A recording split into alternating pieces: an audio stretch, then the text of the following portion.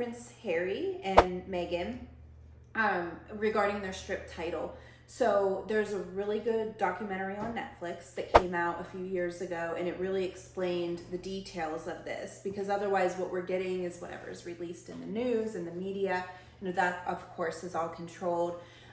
So what was said was she went through a time of really severe depression. She was isolated from her family and friends. They were living in London, and if you read and research like what it is to be in that family, it is such a strict schedule and strict rules, and she just felt like she couldn't really like be herself. So unfortunately it led to like a severe depression where she was really, really feeling isolated. And if you even go back to documentaries about Princess Diana, she went through very, very similar things. And Harry did not want to see his wife go through the same thing that his mother went through.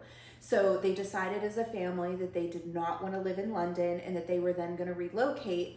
They went to Canada, and then of course COVID happened. So then they ended up at Tyler Perry's house in Los Angeles. Like, so random, but that's what happened. Anyways, documentary explains it all. I'm giving it to you in 2 minutes.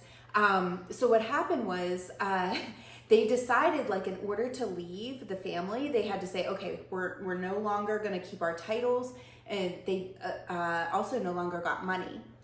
So when they decided to do that, that also removed all of their security as well. So they were no longer getting money from the family. They no longer had security. They went to Canada, and they were like, oh shit, because then COVID happened, and then you have those tabloid paparazzi people that are like surrounding them. So they're like, oh shit, what are we gonna do? Oh, let's call Tyler Perry and go to Los Angeles, and we'll live with him for a few weeks. And Tyler Perry in the documentary describes it as like, I have never seen anything like that. Like, Los Angeles has, major A-list celebrities.